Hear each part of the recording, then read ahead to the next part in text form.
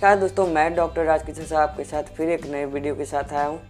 पिछले लेक्चर में मैं एमाइटोसिस या सेल डिवीज़न का स्टार्टिंग में लेक्चर दिया था कि सेल डिवीज़न किसको कहते हैं, और फर्स्ट मैं टाइप्स भी बताया था कि कितने टाइप्स का सेल डिवीज़न होता है। तो मैंने बताया था कि एमाइटोसिस होता है, माइटोसिस होता है, मियोसिस होता है। तो पिछले लेक्चर में मैंने एमाइटोसिस समझाया था कि किसको कहते हैं एमाइटोसिस।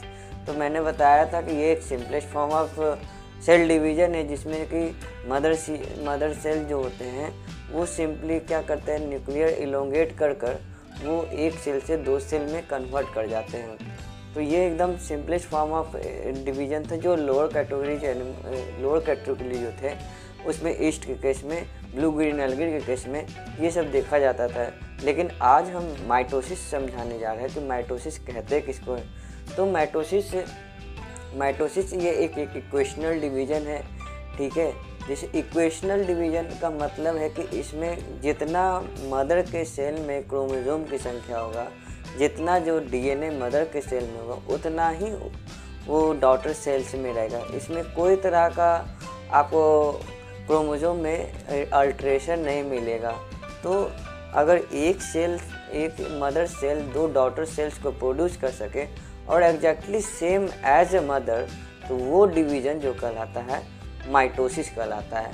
तो जितने भी हम लोग के सोमैटिक सेल्स होते हैं, देखिए सेल दो तरह के होते हैं, एक सोमैटिक सेल्स होते हैं, एक जर्म सेल्स होते हैं। सोमैटिक सेल्स जैसे कि हम लोग का सारा जो बॉडी है, ठीक है, जितने भी टोटल बॉडी में जितने ऑर्गन है, टिश्यू है, जो भी है, वो सोमैटिक सेल्स है, ठीक है। लेकिन हमारे बॉडी में जो जर्म सेल्स है, जर्म सेल कहाँ मिलेगा, जहाँ से गैमेट का उत्पत्ति होता है, जहाँ से गैमेट बनता है वहाँ पर मियोसिस मेन रूप से होता है, जिसमें क्रोमोसोम की संख्या क्या हो जाता है, हाफ हो जाता है। तो इसको मियोसिस में मैं समझाऊंगा, लेकिन आज मैं माइटोसिस के बारे में समझा रहा हूँ। तो माइटोसिस में क्या होता है, एकदम एग्जैक्टली जितना मदर का क्रोमोसोम है उतना ही क्या होता है, ये डॉटर सेल्स में चले जाते हैं, एग्जैक्टली मदर के तरह एकदम सेम टू सेम होते हैं, तो वो माइटोसिस कहलाता है। जर्म सेल में कभी कभी होता है माइटोसिस, जैसे कि मान लिया जाए कोई जायगोट है, तो उस जायगोट में क्या है, उस जायगोट में क्या हो, मान लीजिए जायगोट बना, तो जायगोट में मान लीजिए माइटोसिस हो गया, ठीक है।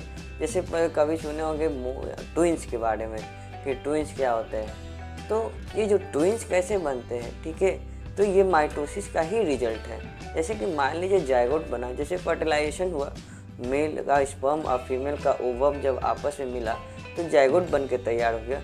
अब मान लीजिए उस जायगोट बनते समय ही क्या हो गया, माइटोसिस हो गया। तो एक जायगोट से दो जायगोट बन के तैयार हो जाएगा, तो दो जायगोट बनेगा तो आगे चल के एम्ब्रियो बनेगा, और दो एम्ब्रियो बनेगा तो दो फीटस बनेगा, तो न्यूबॉर्न बेबी दो होगा, ठीक है। एक कहा जाता है कि ट्विंस में भी दो तरह का होता है, एक आइडेंटिकल ट्विंस होता है, एक नॉन आइडेंटिकल ट्विंस होता है। तो दोनों में क्या अंतर है, अगर एक जायगोट से अगर दो फीटस का दो न्यूबॉर्न बेबी जन्म लेला है तो मोनोजाइगोटिक ट्विंस होते हैं। अगर दो जायगोट से अगर होता है तो डाइजाइगोटिक ट्विंस कहते हैं, ठीक है। तो मान लीजिए जिस जायगोट में बन रहा है उसी जायगोट में माइटोसिस हो गया, तो एक ही जायगोट से दो जायगोट बन जाएगा, और दो एम्ब्रियो बनेगा, दो फीटस, आगे चल के दो क्या हो जाएगा, हमारा ये न्यूबॉर्न बेबी बन जाएगा। तो ये ट्विंस कहलाता है। आगे हम बताएंगे स्पर्मेटोजेनेसिस और oogenesis।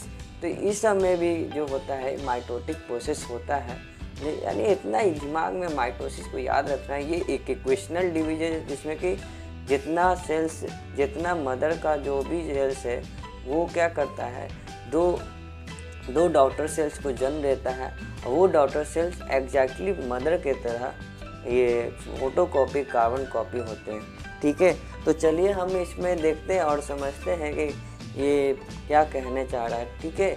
तो एक एक करके बात को हम बारीकी से पढ़ कर देखेंगे, ठीक है।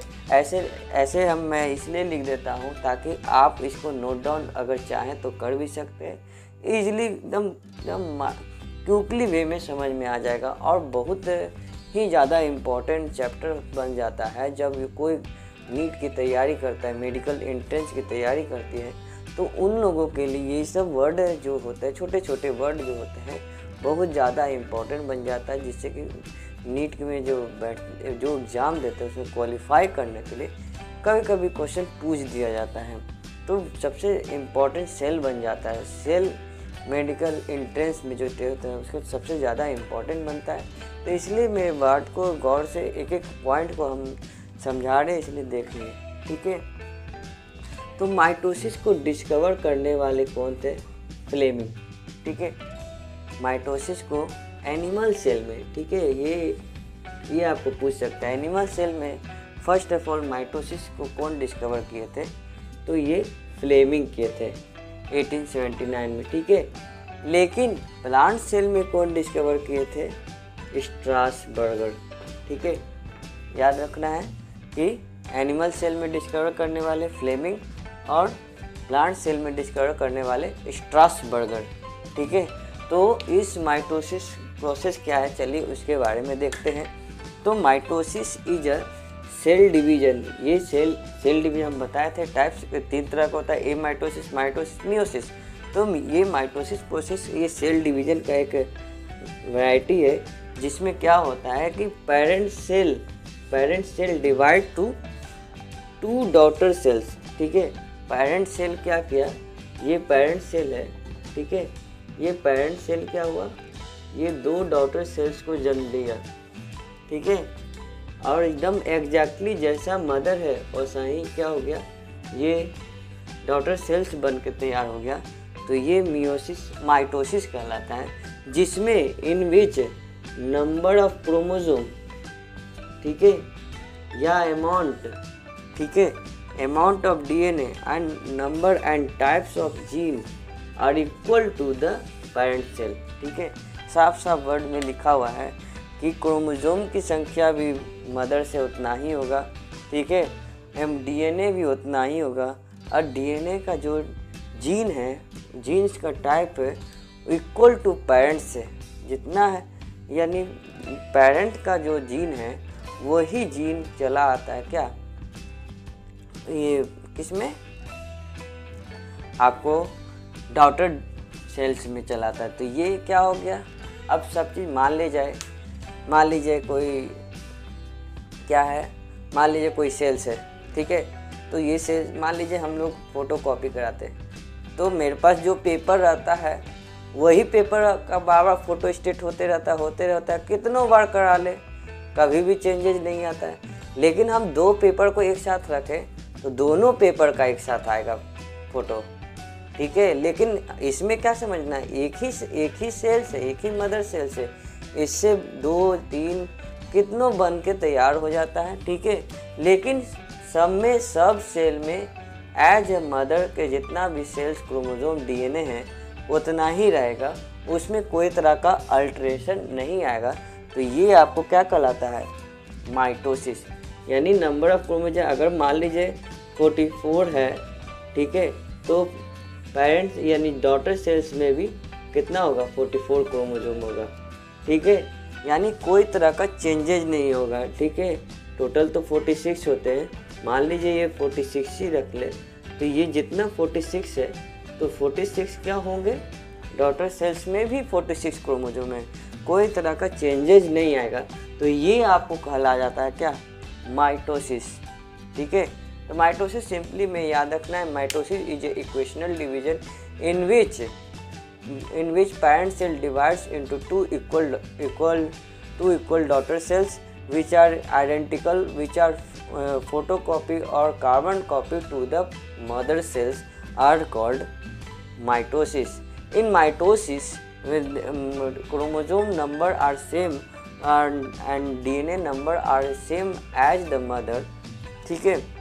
यानी जब सब चीज़ सेम रहेगा तो हम कह सकते हैं जो डॉटर सेल जन्म लेगा वो फोटोकॉपी या कार्बन कॉपी किससे होगा, मदर सेल से होगा, ठीक है।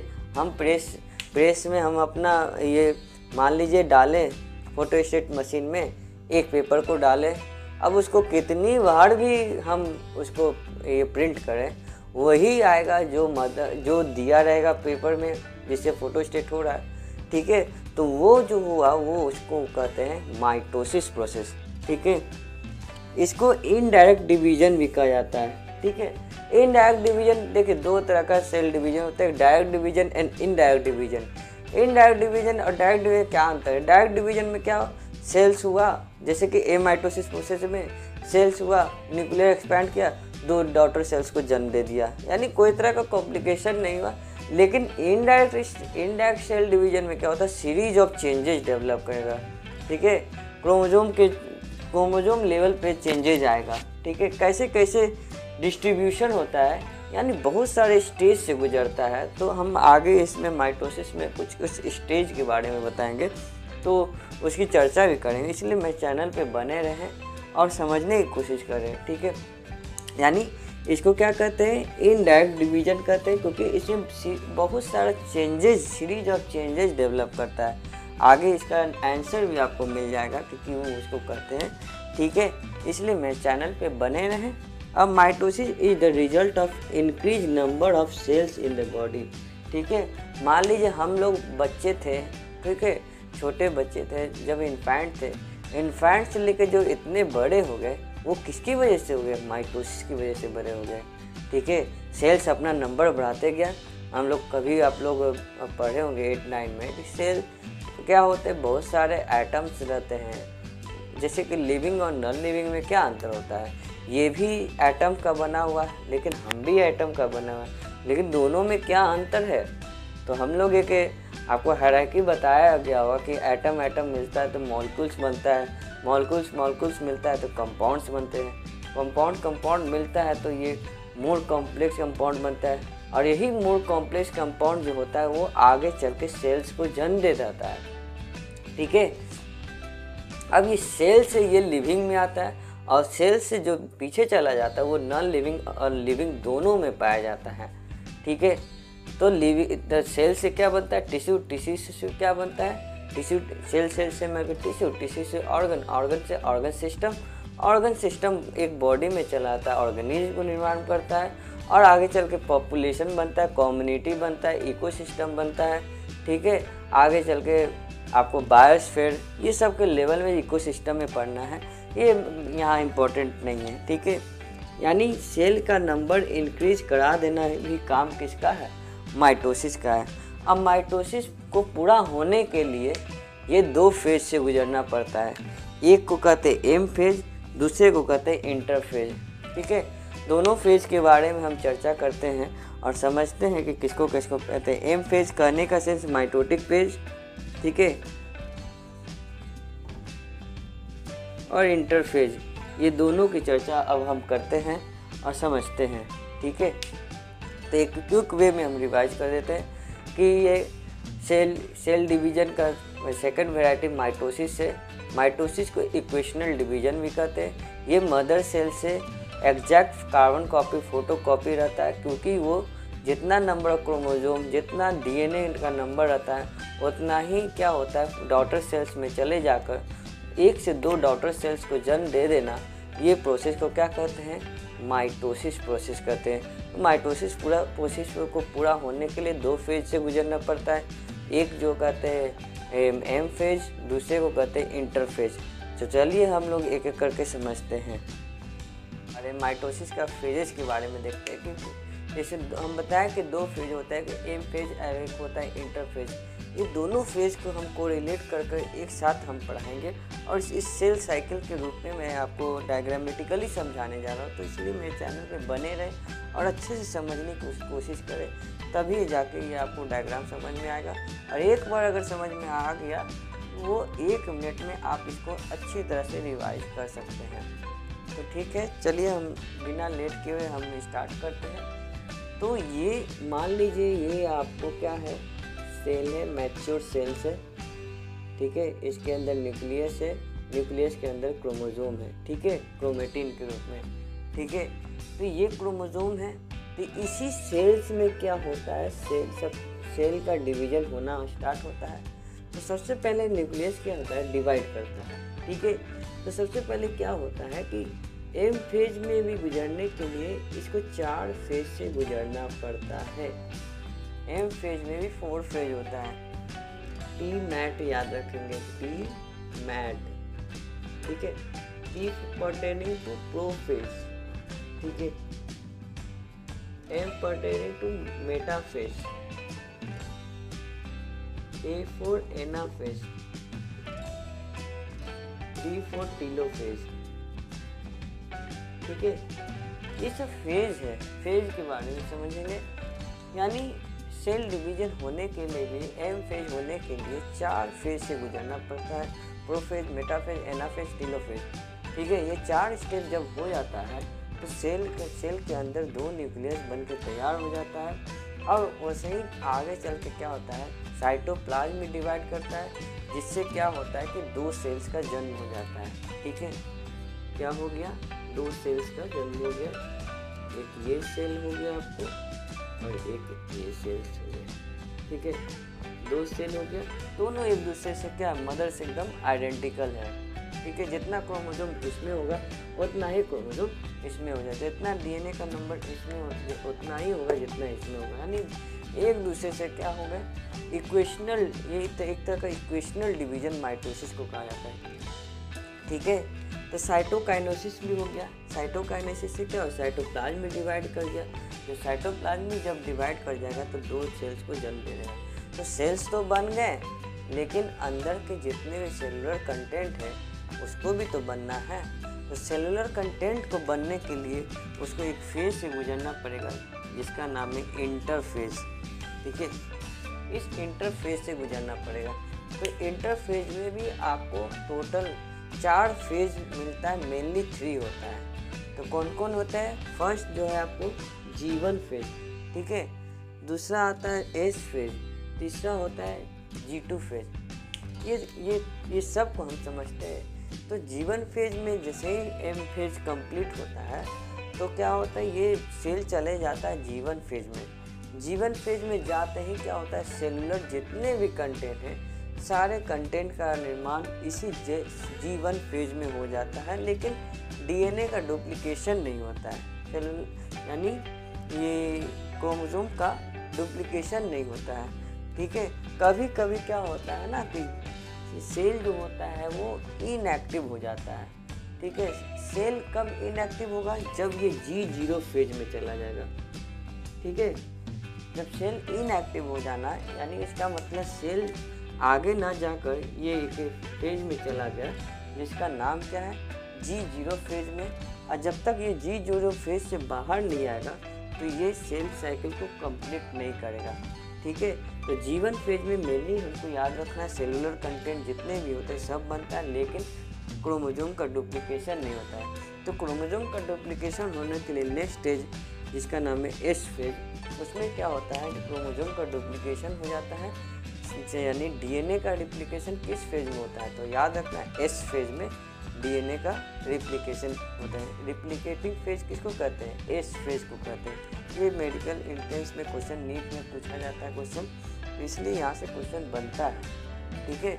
अब जितने बन जाने के बाद क्या होता है कि जैसे कि हम लोग किसी तरह से होमवर्क पूरा करते हैं, तो सबसे पहले क्या करते हैं, हम लोग एक लय से हम लोग बनाते जाते बनाने के बाद क्या करते हैं, हम लोग रीचेकिंग करते हैं। तो जितने भी सेलुलर ऑर्गन बन चुके हैं तो ये G2 फेज में क्या करता है, उसमें मॉडिफिकेशन करता है, मॉडिफिकेशन करके उसको मैच्योरिटी डेवलप करता है सेल में। अब मैच्योरिटी जैसे ही हो जाता है, सेल मैच्योर हो जाता है। और कभी कभी बाद में ये भी चेक करता है कि डीएनए का डुप्लीकेशन हुआ है कि नहीं। तो ये चेक कहाँ होता है, आपको G2 फेज में। और कोई तरह का सेल में अगर एरर है तो उसको भी सही किसमें करता है, G2 फेज में। और कम्प्लीटली फिर से ये एक मैच्योर सेल्स के रूप में बन के तैयार हो जाता है। और फिर वो M फेज में आएगा, इंटर फेज में आएगा, फिर ऐसे ही चलते रहेगा। यही प्रोसेस को कहते हैं सेल साइकिल और सेल डिवीजन। इस बहुत इजी वे में मैं इसको समझाने की कोशिश कर रहा हूँ। तो सेल क्या है, सबसे पहले मदर सेल जो होता है, मैच्योर जो सेल्स होते हैं, वो M फेज में जाता है। तो M फेज में भी 4 phase, prophase, metaphase, anaphase, telophase, ये चारों फेज से गुजरता है। तो न्यूक्लियस जो होता है डिवाइड कर जाता है और उसके फॉलोड कौन करता है, साइटोकाइनेसिस हो जाता है, साइटोप्लाज्म में डिवीजन कर जाता है। जब साइटोप्लाज्म में जब डिवीजन करता है तो 2 सेल्स को वो जन्म देता है। और 2 सेल्स को जन्म होने के बाद ये चले आता है जीवन फेज में। जीवन फेज में आने के बाद जितने भी सेलुलर ऑर्गेनली हैं, ये सेलुलर ऑर्गेनली क्या होते हैं, वो जीवन फेज में बन जाता है, लेकिन क्रोमोसोम का डुप्लीकेशन नहीं होता है। तो क्रोमोसोम यानी डीएनए का डुप्लीकेशन होने के लिए नेक्स्ट स्टेज की ओर जाता है, जिसका नाम क्या है, एस फेज। एस फेज में क्या होता है, डीएनए का डुप्लीकेशन हो जाता है। और G2 फेज में क्या होता है कि उसमें मॉडिफिकेशन, सेल्स में मॉडिफिकेशन होता है और अल्टीमेटली मैच्योर सेल्स बन जाता है। और यही साइकिल बार बार चलता है सेल के अंदर, इसलिए इसको सेल साइकिल कहते हैं। और कभी कभी ये G0 फेज में चला जाता है सेल, तो सेल इनएक्टिव हो जाता है जब ये G0 फेज में जाता है। ठीक है, तो यही हम समझाएं सेल